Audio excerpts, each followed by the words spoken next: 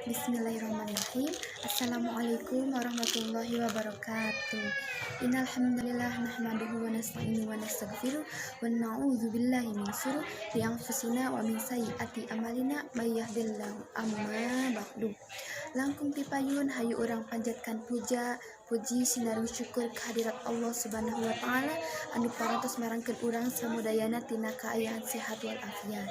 Tahilap salawat sinareng salam mugia tetep terlimpah curahkeun ka Nabi junjungan urang samudayana yatana habibana wa nabiyana Muhammad sallallahu alaihi wasallam, ka para kulawargina sahabatna mugia dugi ka urang samudayana salaku umatna. Amin amin ya Allah ya rabbal alamin. Tepangkeun simkuring Nuraini Fauzia di kelas 11 IPS 3. Insyaallah ngadegna kuring di dieu bade ngadugikeun kumaha carana hidup sehat.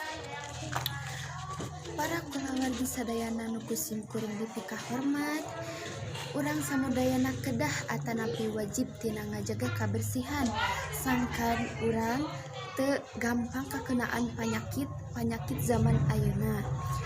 Kukituna urang kedah bersihkeun awak oge lingkungan anu sabudeureun urang.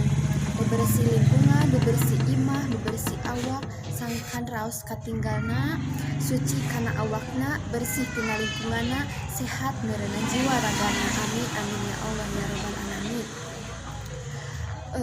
Kedahna urang mika cinta kana kabersihan, kukituna urang kedah rajin-rajin, kedah sering-sering ngabersihkeun tina sagala rupi kokotoran tina luar bumi atanapi ti jero bumi.